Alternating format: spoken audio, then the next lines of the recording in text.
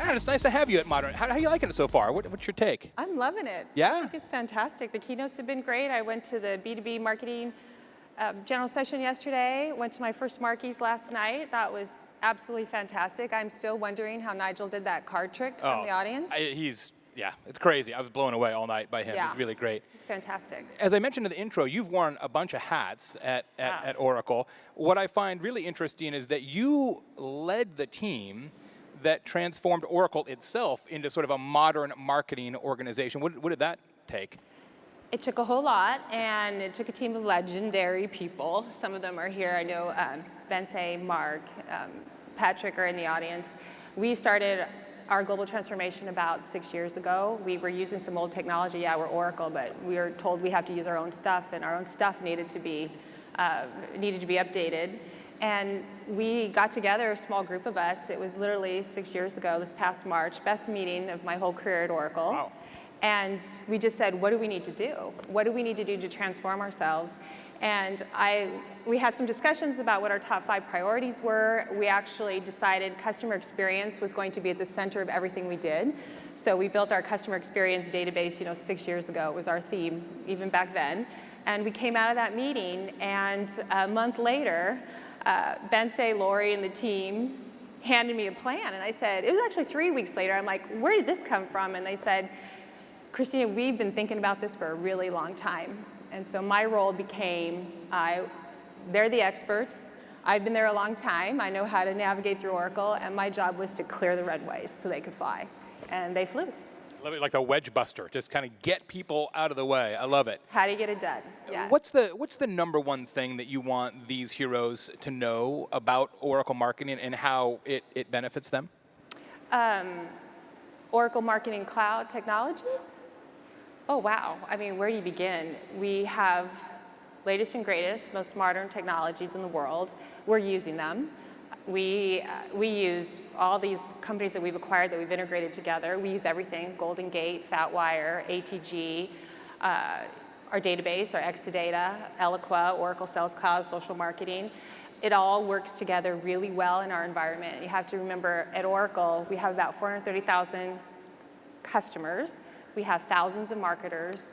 We do business in 175 countries, and our systems can scale out and they can scale in, and they can be personalized. So we have centralized systems, which I think is absolutely the key to making this work, especially when you're big. So we don't have, Amanda's here in Europe. She uses our centralized systems, our centralized databases, and all of that works really well so those guys can do their thing. We want them to be as creative as possible and have the systems that allow them to be as creative as possible. We are delighted to have you running this now. We're super excited to have you at Modern CX as well. Can't wait for next year already. Can you? We got a lot more to do still, but can't wait. I got one more question for you. It has nothing to do with Oracle or marketing. What's your sort of guilty movie pleasure? Like, what do you like that you're like, people don't usually like that movie, but you're super into it? I'm just interested. Top 3, Creed. Creed. Creed. I'm the biggest Rocky fan you'll probably ever meet. Well, no, that's not true. I don't know all the history of every single movie, but I'm a huge underdog. I love the underdog. Like March Madness is awesome because you always have the Cinderella team, but I love the Rocky movies, Creed. I saw it in the movie theater. The next week I went to see it again. Nice. I just love it. Just the final scene too, just awesome. There you go. Ladies and gentlemen, Christina Cavanna, head of Oracle Marketing and president of the Sylvester Stallone fan club. Right. Nice to have you here. I'm going to get out of your way so you can bring out our special guest. Okay. See you in a bit. All right, thank you.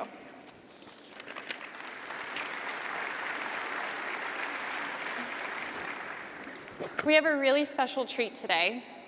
Someone who's remarkable, someone who I consider, and hopefully you consider, legendary. Cheryl Strayed is here with us.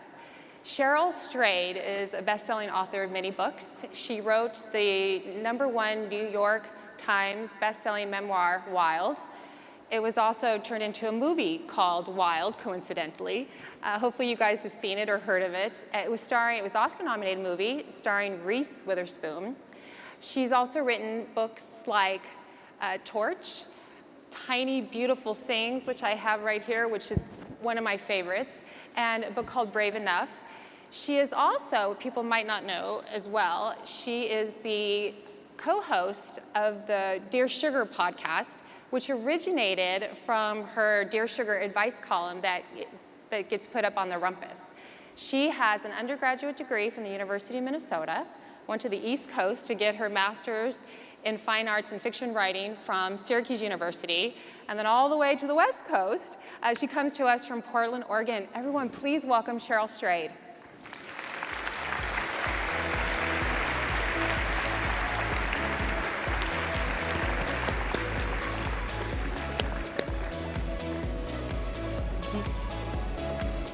I want to dance. Is it like the red carpet at the Oscars almost?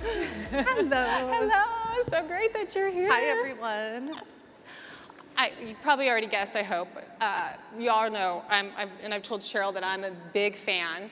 I think she's been on this remarkable journey, and what she's learned has really helped a lot of people.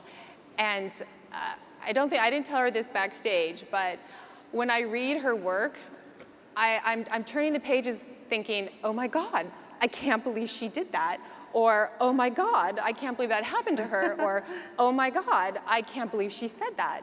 So, and all in good ways. So you've been on a remarkable journey. So welcome to Modern CX. Thank you so much for being here. Thank you. It's wonderful to be here with you, Christina. Oh, that's exciting. And with all of you. Yes. So before we kind of jump right into Wild, I thought it'd be really great if we just kind of gave everybody a little bit of background about you. Right. Where you grew up. So I grew up in rural northern Minnesota, 20 miles away from a tiny town of 400 people. And I grew up working class, poor. I was really the first person from my family to go to college. I went to the University of Minnesota in the Twin Cities. And we have some golden gophers here. Woo-hoo. And you know, I was one of those people who from the very beginning felt called to be a writer. I fell in love with books at a really young age.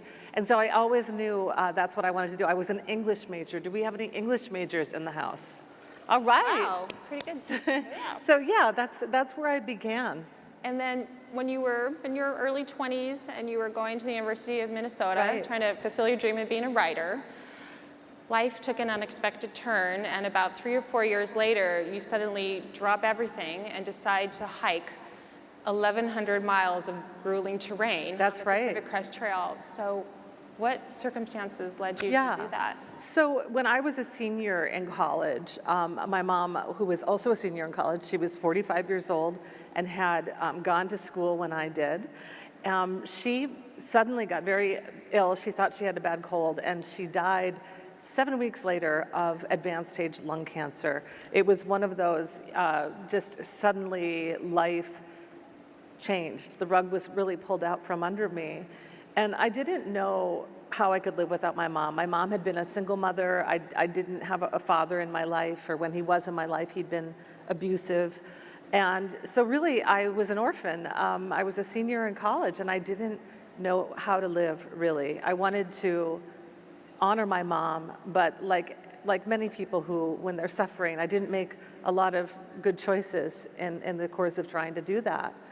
And so about 3.5 years after my mom died, I sort of looked up from that place, really I think of as the bottom moment of my life. I felt like I was in a hole and thought, how did I get here, and how do I get out? How do I essentially save myself? Which I think most of us, many of you in the room, have had your own sorrows and struggles and moments, I think, where you reckon with yourself and realize something has to change.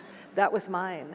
And I decided that being in the wild, in nature, being alone, doing something that was difficult, physically difficult, these were all things that brought me back to my sense of wholeness. And so I decided to go hike the Pacific Crest Trail.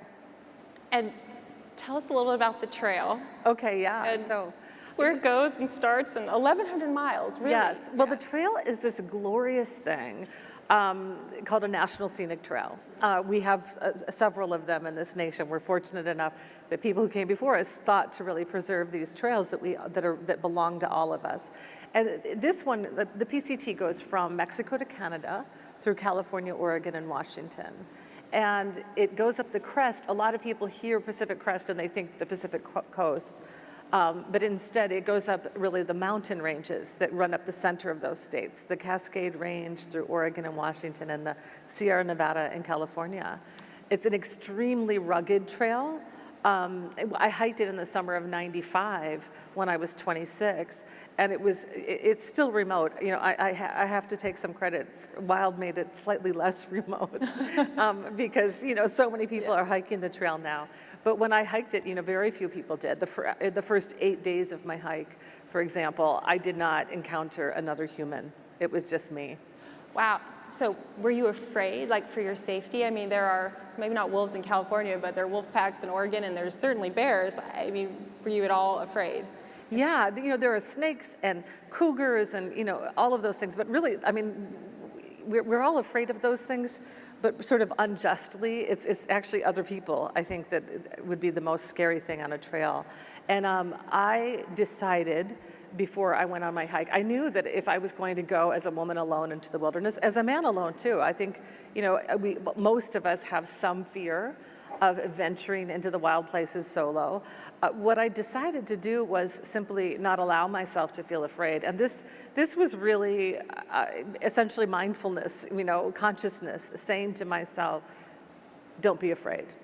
That in so many ways, most of those fears that we conjure about going into the wild are really not statistically backed up. I mean, it's more dangerous to get in an automobile than it is to go on a hike in the woods. But most of us think otherwise. And so I just tried to really talk to myself and not allow myself to feel afraid. And strangely, it worked. I think any one of you in the room who've ever had to say, okay, I'm going to tell myself this thing, it's so helpful. You know, I used to be a runner, and I would think, okay, I'm just going to go 1 more mile, even though it feels like I can't. And just that self-talk is a really powerful thing. Yeah, I totally agree. And I remember reading the book, and you alone at night in your tent, and you would say, yes. I am not afraid. I'm not afraid. Yeah, I concur. I hiked Half Dome, and I'm terribly afraid of heights.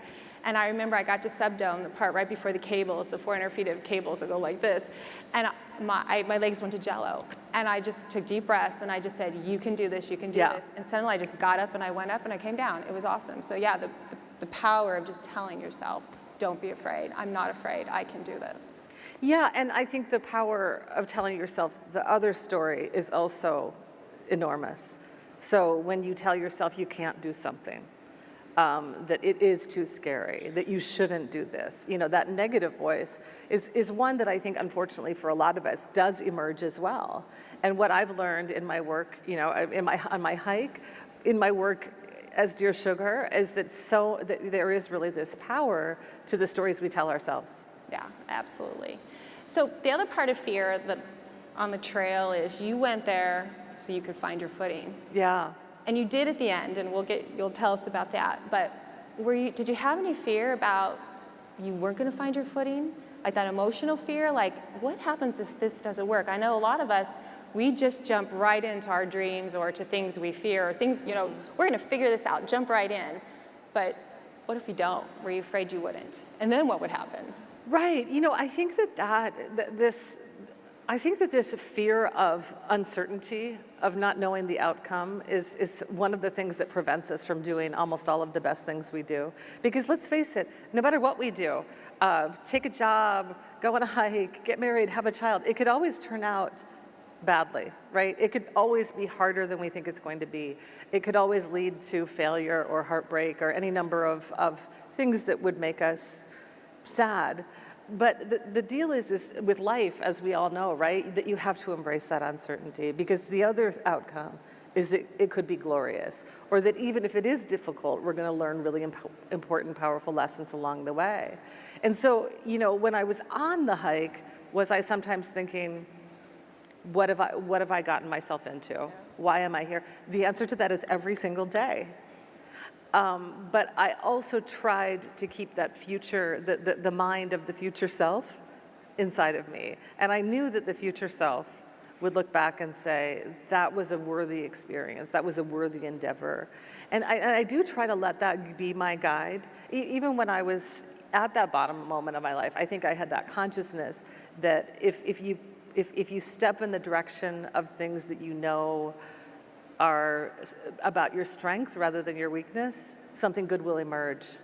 So your instincts kind of drive you that way, don't you think? Like just that gut instinct tells you, because you are relying on your strength and your cores to drive you in the right direction, to kind of go with that flow, that you're going to be okay. Yeah, I think we all have that inner voice. I mean, unfortunately, a lot of those inner voices can sometimes get thwarted by other forces, whether they be in our upbringing or in the culture, that say, no, don't trust that truth. But certainly in the case of my hike, I felt inside of my deepest voice said, this will be a journey that teaches you something. This will be a journey that brings you back to your strength and back to life. And I wasn't wrong about that. I didn't know when I was on the hike that would end up being a journey that anyone else would know about, and that it would be indeed a journey that other people, saw themselves in. Absolutely. And that's been the most tremendous experience with Wild, actually. It's one thing to say, okay, I went on this journey. It's really a book about not just a wilderness hike, but about loss and grief and how we learn to carry what feels unbearable to us. That's certainly what I experienced on that hike. But the most beautiful thing for me in this experience with the book has been the millions of people around the world who have come to me and said, you wrote my story. I saw myself in you. Or I recognize that I need to take a journey like the one you wrote about. And that doesn't mean they go hike the PCT, but that they go engage with something that's meaningful to them. Yeah, well, I'm one of them. I read your book, and it really helped me get through a tough time. And you're right. I think a friend gave me your book after my mom passed away, and it was super helpful. I know other people have just really loved your messages. It's been really helpful, and I'm so glad you shared it with everybody. Thank you. Let's talk about the physical hardships of the hike. So when I was reading your book, I can't believe she did that. One of the things that you did is you threw your hiking boots over a cliff. And you didn't have and you had miles and miles to go. It's not like you had an extra pair in your backpack. You just chucked them. So talk to us about the monster. Talk to us about the physical hardship and how you think that helped with the whole emotional process and the emotional journey you were on. Right. Well, and so the story of the boots, and this isn't a spoiler for those of you who haven't read the book or seen the movie, which I encourage you to do both, of course, so this is at the very beginning, and so I'm not spoiling anything by telling you, I didn't throw both of my boots over the cliff. What happened is I was sort of on a break and sitting on the trail, and the trail was near this very steep cliff, essentially. And my feet were in such eternal pain during this hike that at one point, I would take off my boots when I took a break. And I took off my boots and I reached for something in my pack, which was this enormous monster of a backpack. It tipped over and knocked one of my boots off the side of the cliff. Went down. The way it hit it, it sort of ricocheted up and went flying over. And this became years later when I was writing the book. I never experienced it as a metaphor when it was happening. When it was happening, I was just thinking, what am I going to do? I have one boot. And as I write in Wild, it's, what is one boot without the other boot? It's an orphan. It's useless. And so what I did in my life is I thought, well, it is useless, and so I'm going to lose it. I'm going to lighten my load, and so I threw the other boot over the cliff to join its friend far down below. Now later, when I was writing it, I realized it was a metaphor really for who I was at that moment. I was an orphan, and I needed to go in some ways all the way in. I needed to act out of that sense of intention and rage that went into throwing that boot over the edge.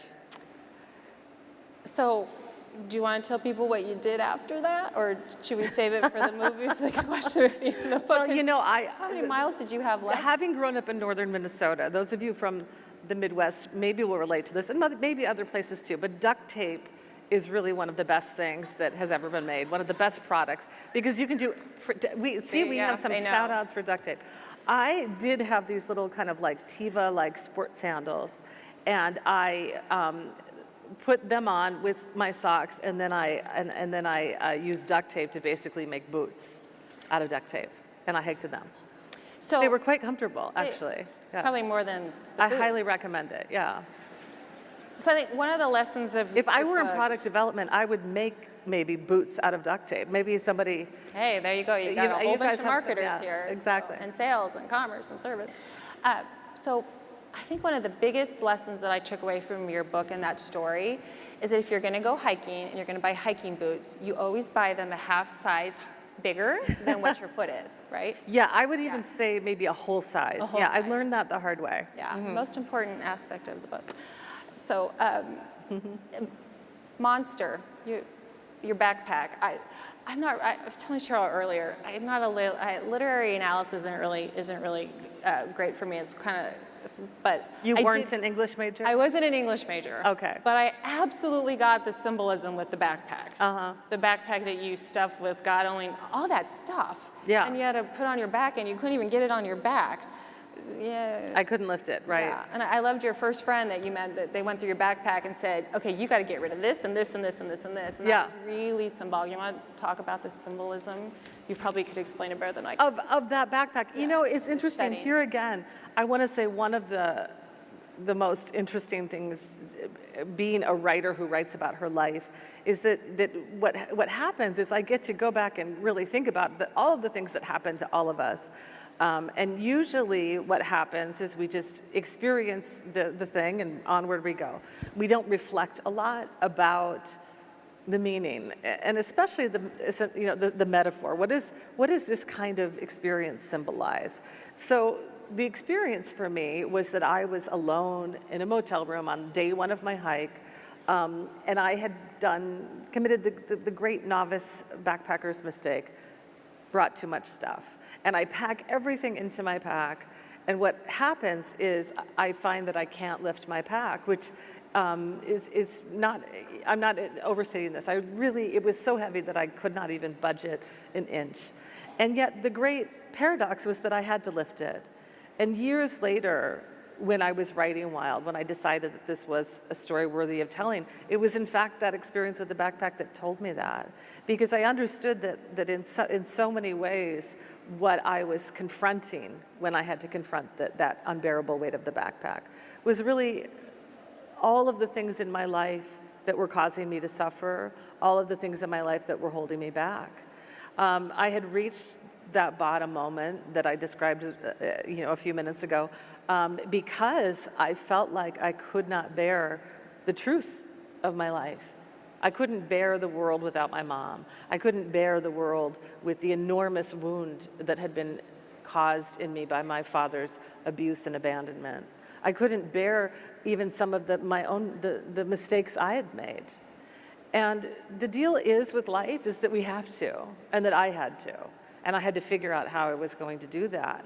And going on that hike was my way of figuring it out. Writing the book years later was really the way that in so many ways, I learned what the hike was about. The experience innately healed me.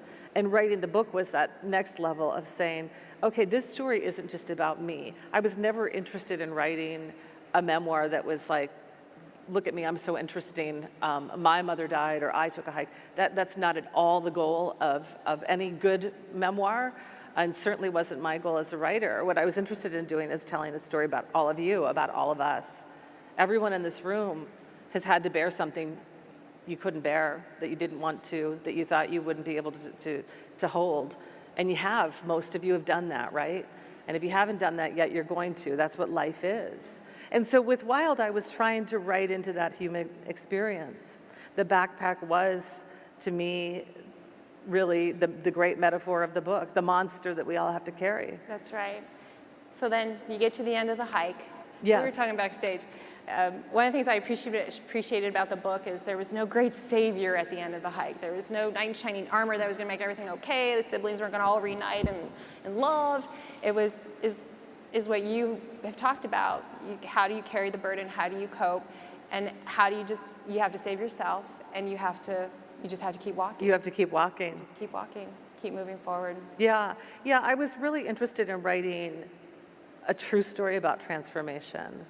And I think sometimes it's this glorious, that suddenly that everything becomes a fairy tale.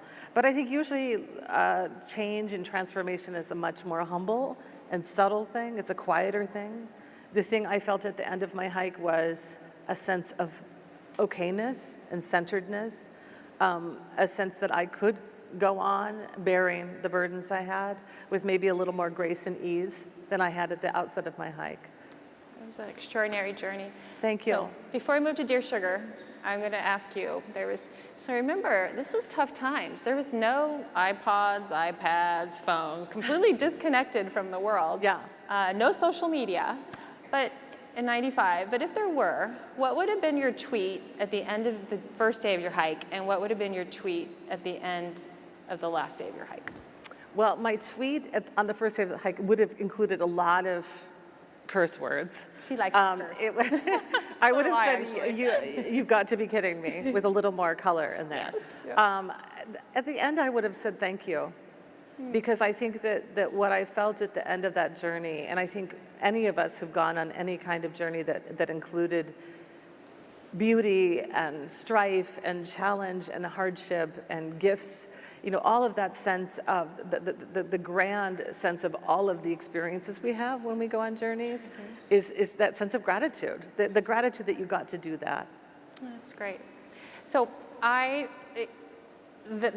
that experience and that journey seemed to really prepare you for your role, in my humble opinion, for Dear Sugar. As Dear Sugar. Do you want to explain Dear Sugar, what that is, how it came about? You were anonymous for 2 years as a advice columnist? Right, yeah. So Dear Sugar was an advice column I was asked to write. An acquaintance of mine emailed me one day and said, I'm writing this anonymous advice column for this website called The Rumpus. Nobody reads it. I'm not paid anything for it, zero. And would you like to take it over? And I immediately said yes. And because at that point in my life, it was just like, that sounds fun to me, even though it didn't make any sense. It paid nothing. I was trying to support myself as a writer. But again, it was one of those things where, that inner voice said, this is interesting. And I was right. It became really, those columns in my book, Tiny Beautiful Things, the Dear Sugar columns, is some of the most important writing I've ever done. And it's because, what I did is I realized one of the great things, I think it was Janis Joplin who said, freedom's just another word for nothing left to lose. What I loved about not being paid to write the column is I could do whatever I wanted. And what I did is I decided to just turn the advice column into what I wanted it to be, which was not some little just, sort of paragraph in which I instructed people about how to live and told them what to do, because who am I to tell anyone what to do? But rather that I engaged with real people about their secrets and their struggles and their sorrows by telling stories from my own life, from the lives of people I knew, that were really in some ways not so much instructing people what to do, but deepening the questions they were answering, or that they were asking. And so that book really is very much they're really essays about life, and I went all the way in. You're right that I wrote it anonymously for a couple of years, but I also always knew my name would be on it. So every story I told from my life was a true story, and it was, in so many ways, I wrote it as if my name were always attached to each column. But what I did at the same time is I just decided to be as fearless as I could be. And I was fearless in writing Wild, but Tiny Beautiful Things was written right after Wild. And so in some ways, Wild had really opened me up, and Tiny Beautiful Things, I stepped all the way in. Telling stories, really, in an epistolary exchange with people who had told me their secrets. Yeah, it seemed like you'd gone through so much in your childhood, but there were other things that you brought in that weren't in Wild, and I was like, oh my gosh, that happened too. And the way you just weave it all in, it is really good. I have 4 sisters. They call me for advice. I call them for advice. I have friends. And now I think when they call me, I'm just gonna go, okay, go to page, I'm giving each one of these books, I'm gonna go to page, 73. Well, this one says, Right. icky thoughts turn me on. So I just randomly did that one. But the idea is I'm just going to tell them, I can't give you any, go to this book. This is the one that's going to give you the best advice. Thank you. So let's, And now it's a podcast. I mean, now I have a podcast with Steve Allman, who is the man who had emailed me at the beginning. He was an acquaintance then, he's now a dear friend. Oh, I'm going to listen to this on my long commute to work every day. Yeah, it's a New York Times podcast called Dear Sugars. I love New York Times. Perfect. Yeah. I'm so glad I discovered this because of this assignment. Yeah, I'd already read Wild, but this turned me on to that, and I'm so grateful. Thank you. So we have about a minute left. Oh my gosh. I know. That went fast. Not for you guys, right? Yeah. But for me. So dreams. I know you have a message on dreams, and a lot of people have dreams, personal dreams, professional dreams. I dream of a connected customer experience. You dream to be a writer. I actually really do. That's not, that is very true. So you dreamed about what? Well, it's a corporate work thing where it has connected experiences across all your web channels and stuff. Okay. Yeah. Well, you can make that dream happen. So you're going to ask me, how do we make our dreams come true? Yeah, how do you make your dreams come true? Okay. I say it as if there's a recipe for it, but there kind of is a recipe for it. At least what I've learned in my life and what I've seen and witnessed in other people who've made their dreams come true. And the first thing is that you have to, that nobody's going to do your life for you, which seems rather obvious, but I think sometimes we forget that, that we allow ourselves to be held back by waiting for permission from other people, affirmation and support from other people. Trust me, as a writer, everyone around me for years was kind of like, well, when are you going to get a real job? If I had gotten a real job, I wouldn't be here today. I wouldn't have those books. I had to keep faith with myself. And I think that that's a really, that's the first thing, is you have to believe in yourself. And if you're fortunate to have other people believing in you too, that's wonderful. But the core truth is that you have to stand with yourself. And the other thing, I think, is that you have to be always challenging yourself to be brave, to say, I'm afraid of this, I'm afraid I'm going to fail or I'm going to fall short, but do it anyway. I mean, courage to me is not success. Courage to me is doing what's hard, regardless of the outcome. And to constantly challenge yourself. Oftentimes that means being uncomfortable, taking chances, being rejected. Success oftentimes is built on many failures. We know this to be true across every profession. And so, I think that those things is that faith, courage, and I think too that sense of, I said this earlier, the future self. What are you going to be how are you going to disappoint yourself if this isn't true in a year?